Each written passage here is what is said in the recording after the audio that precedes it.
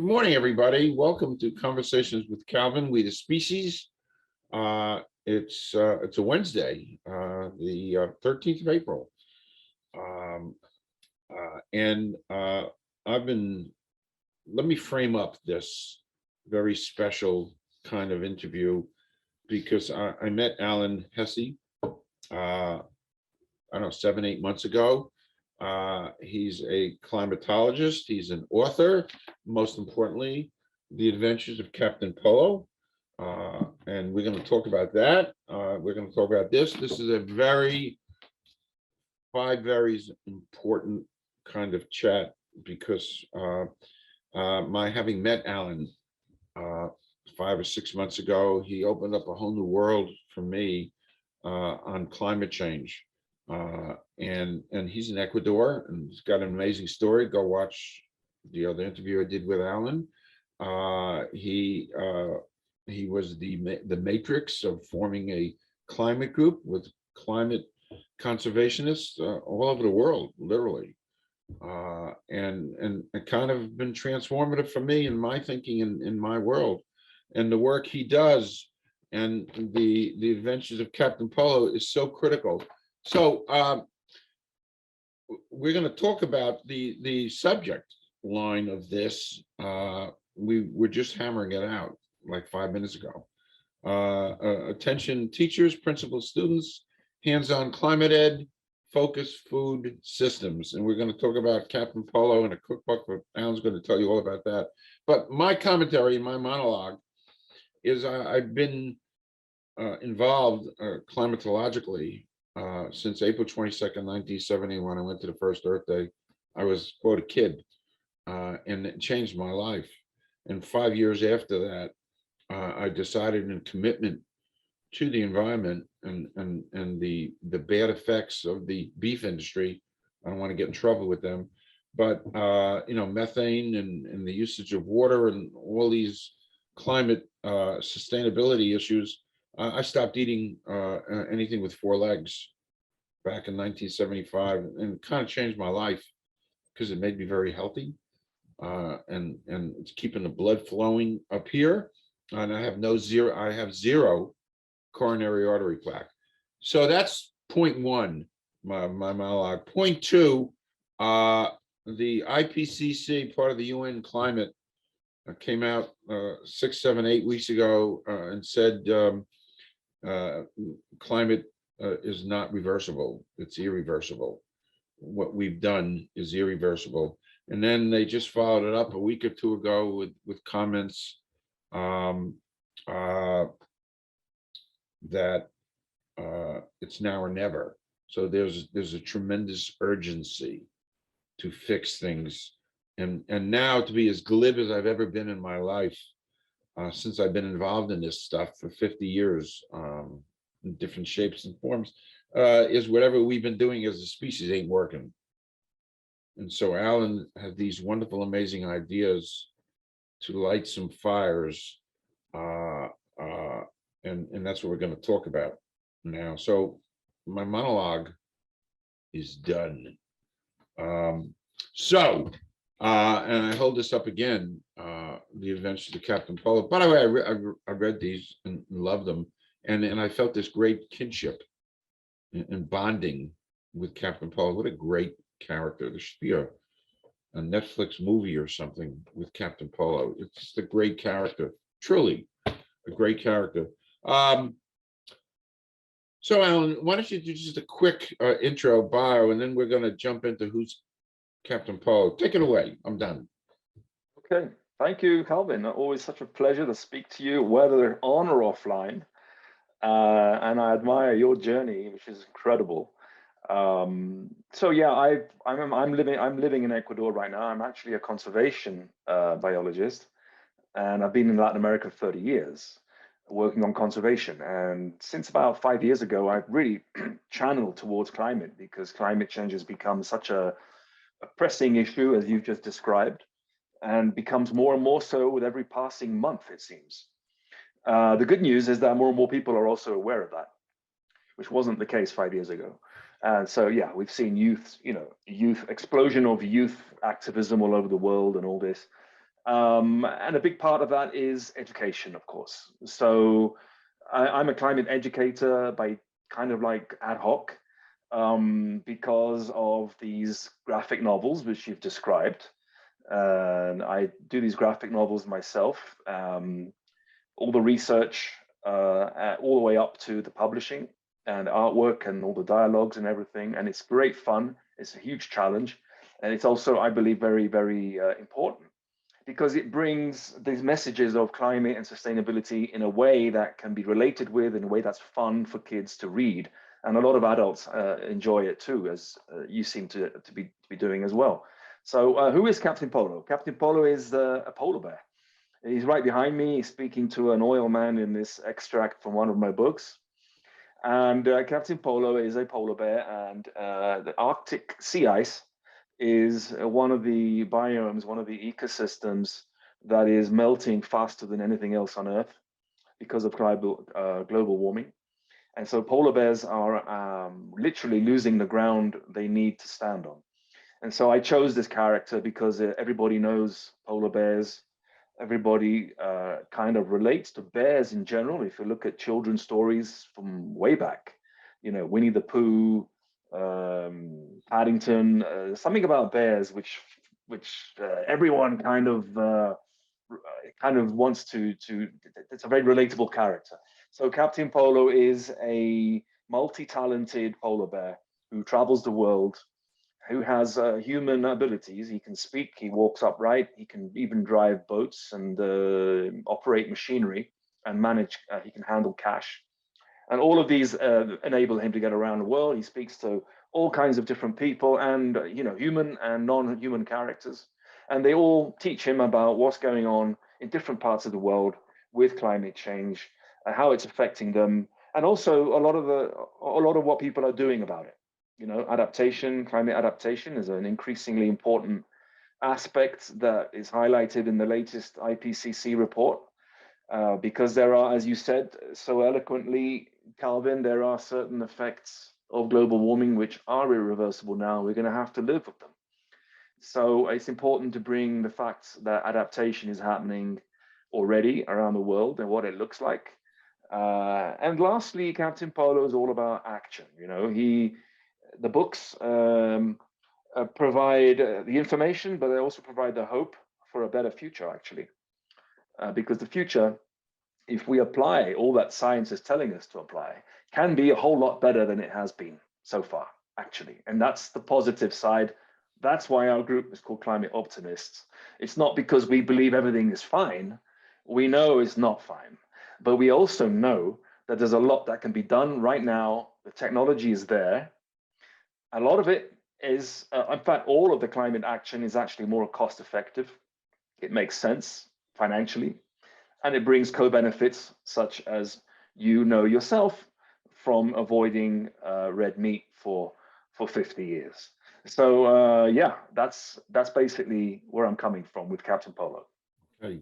I want to read the title to everybody again so they can grasp this and absorb it and cogitate and process it.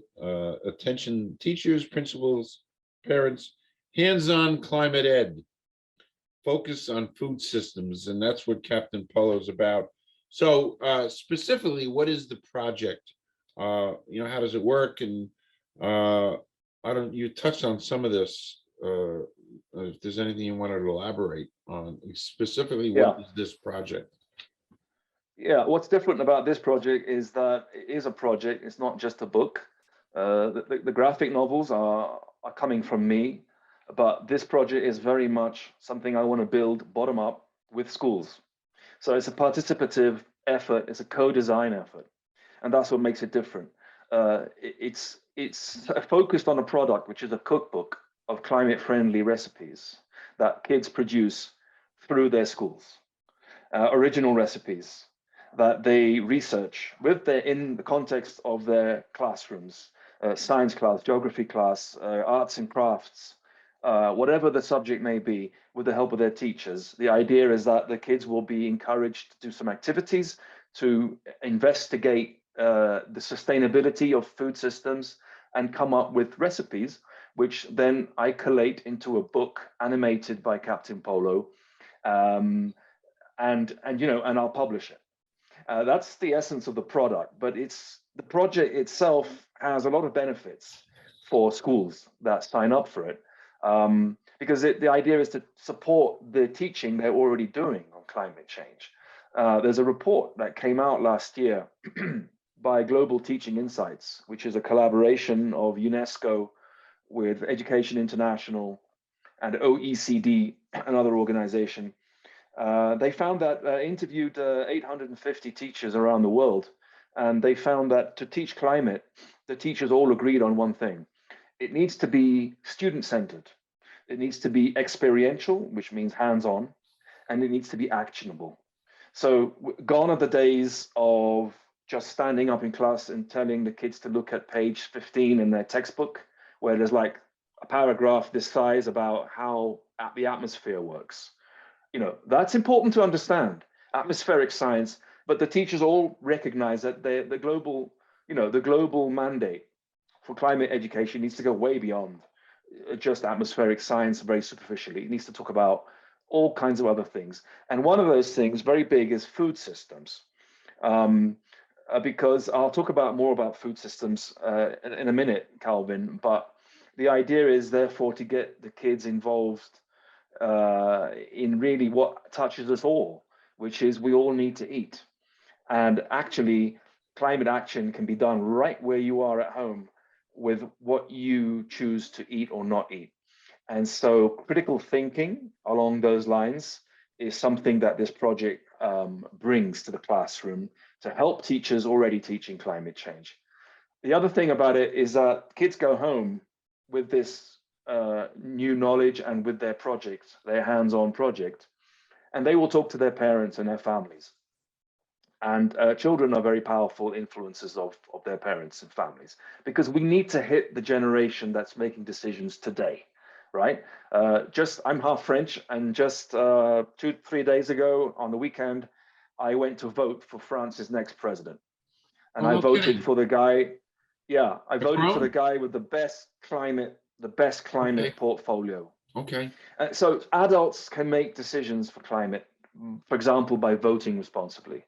So the kids come home with all these projects, and it hits their parents as well. And that's an important thing. And then lastly, this project also addresses climate anxiety. Children are facing an uncertain future. That's a fact. What they pick up on the news, on social media, a lot of it misinformation, a lot of it is confusing, a lot of it is very scary. So climate anxiety is a thing now that did not exist when we were kids. And climate anxiety can be managed through knowledge and through action. And so by doing things, the kids can address the climate anxiety, and this is good for parents to know, and it's good for teachers to know. So that's the project in a nutshell. Okay. You also touched on it a little bit, but why is this so important? Yeah, well, that's the big question. Food systems basically are currently largely a climate problem, but there also can be a climate solution. And so food production around the world accounts for 26% of all greenhouse gas emissions. Wow. That exist. 26%. That's a quarter coming from food systems. Now, more than half of that is coming from raising livestock, particularly beef and lamb. These are the statistics. These are coming from very creditable sources. So 26% of greenhouse gas emissions the world produces coming from the food sector. Wow. And half of those come from raising livestock, for animal products like meat and dairy. And the worst is beef and lamb. And more people are realizing this. You know this, Calvin. You've known this for 50 years. That's right. But not everybody, is coming on. So these statistics are quite impressive. Now, the experts identify climate action in the agriculture section needs to focus on 3 things: technology, structural change, the way things are grown or raised, And lastly, and importantly, consumption, dietary choices. What do you buy in a supermarket? Where do you buy your food?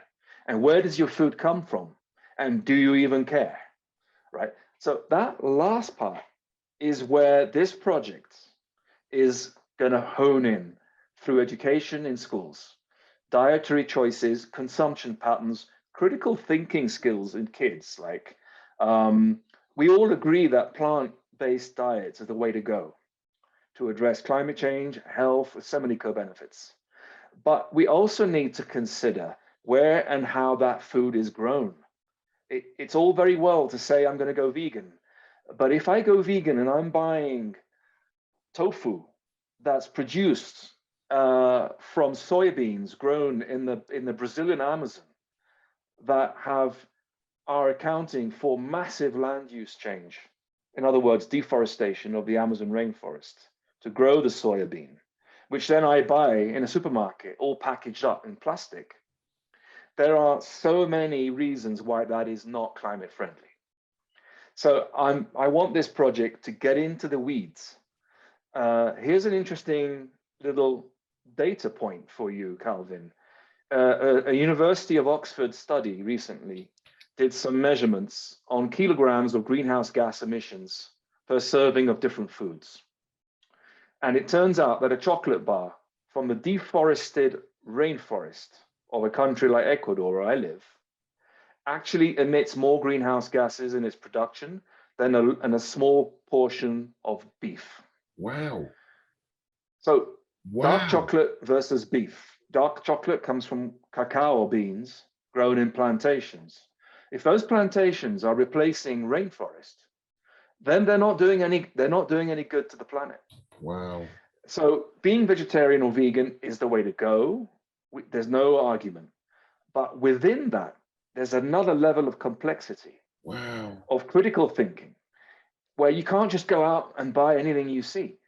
You know, obviously the best thing is to get your vegetables locally from small farms. Even better, if you can grow them yourself. Wow, that is the ultimate holy grail. Not accessible to someone living in New York City, probably, but they may be able to buy their green stuff from some organic Rooftop. growing. That's a thing now. Farming, That's true. yeah. There you go. So anyway, that's why it's important, right? Food systems are massively important as a climate problem, but they can be climate solution. And so I want children to really think about this. And what better way to think about it than analyzing through the activity sheets I'm designing, analyzing their recipes in a critical way, in a fun way, with scoring and in a fun way, all with Captain Polo behind, you know, animating it all, providing teachers with that resource so that they can make it fun, they can make it memorable, and children can really start developing those critical skills, you know. So that's why it's important. Okay. Wow. By the way, you kind of depressed me because I'm a big chocolate guy, and I had no Well, so am clue. you can get it from certified, you know, you can I just have make to- sure you look at the label. I have to Yeah. look. It's funny. I put cacao into my coffee every morning because it's loaded with flavonoids and all these wonderful This is, ingredients. And I never realized that can be more injurious to the environment. So you kind of, it's like you just hit me over the head with a hammer, but so be it. well, that's what I mean by critical thinking skills. Yeah. It hit me with a hammer as well when I discovered this. Wow. But it's interesting, the nuance, the subtlety of it all, you know. So subtle. And another example, I have to say this, Calvin, consider this example. Family A lives in a small village where there are goats. And occasionally they'll kill a goat and eat it for dinner. Family B live in a big city, and every week they buy avocados. The avocados come from, and I talked about this last time we spoke, the avocados come from plantations grown in arid areas in another very far away from their country. Whereas, so, you know, in that scenario, who's actually being more climate friendly? Which family is more sustainable? It's a question to be unpacked. Goat is meat, yes, it is, but there's no food miles. There are no nitrous. There's no nitrogen fertilizers involved. There are no water consumption. There are so many things about that is sustainable, whereas the avocados require fertilizer, pesticides, chemicals, land, water, and they're transported halfway across the world, which emits greenhouse gas emissions from the transport sector. Which is more sustainable, the avocados or the goat? Wow. You know what I mean? So you see, that's so plant-based Well, is the it's, consensus, yeah, it's the way to go. but Period. it needs to be unpacked, Yeah. is all I'm saying. Yeah. Wow. It's like, you know, what do you do? Where do you go? I mean, my goodness. I know. Wow. I know. Well, I don't like when you are avocados, so I feel my wife loves yes, you're avocados. safe. She tries to shove that into my salads every night. No, thank you. I don't They're like it. very healthy. They I are know. very, very healthy. I know they're brain healthy, they're heart healthy. Yes. So, And they can be grown completely sustainably. I have an avocado tree in my garden. oh, cool, cool. There you go. They keep you can get them. they keep on renewing themselves. Yeah, once they reach maturity, they do. Yeah, yeah. Okay, It's okay. amazing. So it Yeah. bears its fruit all the time. It just keeps Well, on. it depends on the geography, you know, the Okay. rainfall patterns and all this. Are you How much up in the iron is in the mountains, soil? Alan? Are you up in the Yeah. mountains? I'm in the Andes. Yeah. Right. Yeah. So do you get snow where you are in the winter? No, No, no, no. no. There are no seasons. There are no seasons here whatsoever. It's the same all year round, which Oh, is wow. kind of tiring. I do like my seasons. It's I'm right on the equator, you see. So Okay. it's So it's it's warm where you are. well, it is if I go down the mountain, yeah. Yeah. Yeah, I'm only wearing a jumper because I'm at over 2,000 meters altitude. But otherwise, go down the mountain and it's I don't do Fahrenheit, I do Celsius. Okay. But it's it's down the mountain. It's I like never realized that 35 degrees. wow, Yeah. you're in the Andes. Yeah. Wow. But just 8 hours away is the Amazon rainforest. An 8-hour drive will take me to the Amazon rainforest from right where I'm sitting right now. Wow. Yeah. How fascinating. Hey, maybe someday. Yeah. SOMD, Well, someday yes. I'll get down there. I would love that. I would love that myself. Now, I mean, this is off topic. Machu Picchu, or is that near you? No, No. no, that's way down in Peru. Okay, that's Peru. Okay. Yeah. Okay. Yeah. Anyway, but it's similar environment. Similar environment. yeah, Yeah. it's I can't even imagine. You know, I live in Jersey. There's nothing like that. An old, tired state. One of the original 13 colonies. Jersey's old, and but it's my home. Anyway, let's talk about the last thing I want to ask you is your call to action. Yeah. Who you're looking for, principals, teachers. Right. Um, Well, because this is a co-design project, it's all about what the teachers need. It's about what the schools need. What do principals need?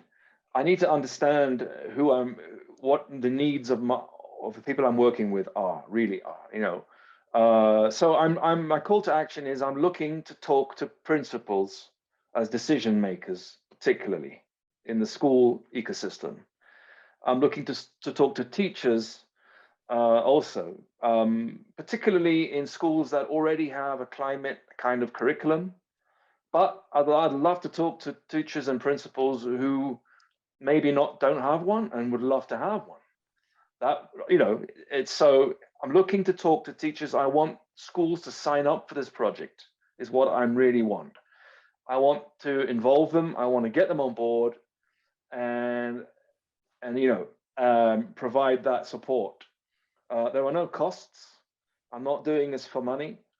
The cookbook that would come out of it as the tangible product is something I would author and I would market and sell from a print-on-demand website called lulu.com, which has the sustainable advantages of print-on-demand, which means you want one book, they print one book.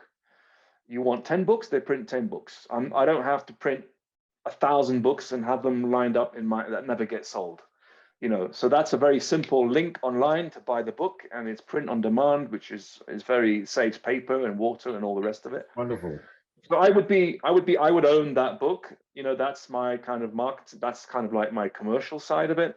But the actual project would be cost-free, and it's about collaborating. So principals, school teachers, please get in touch. My website is alanhesse.com, ALANHESSE.com,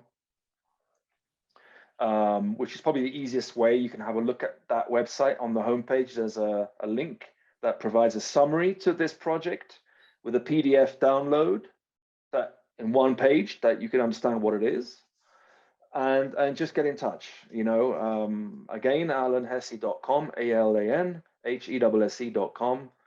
I'm really looking forward to hear us from as many teachers, schools, principals as possible, and also parents. By the way, if parents are listening to this and you want to bring this up with your children's teachers and schools, PTA, please do, and let me know how I can help. And I'd love to hear from you as well.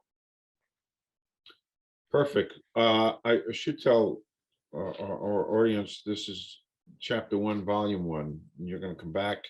We're going to talk about more of these because it's never ending, and it's critically important. So we've just done a wrap on our first little first volume of education, Right. Captain Polo, of cookbook and call to action, all this. And the one thing I love about Ecuador is we're only an hour off. That's why. Yeah, that's really handy. Yeah, it's really handy. You know, we've had some folks in our climate group in Paris and Scotland, and it's a little bit harder to orchestrate, but this is great. Alan, thank you so much. To be continued. Thank you, Calvin. Yes, to be continued. And you know, we've got a little climate panel coming up soon, so we'll be in touch. Yeah. Thank you, Alan. Yeah.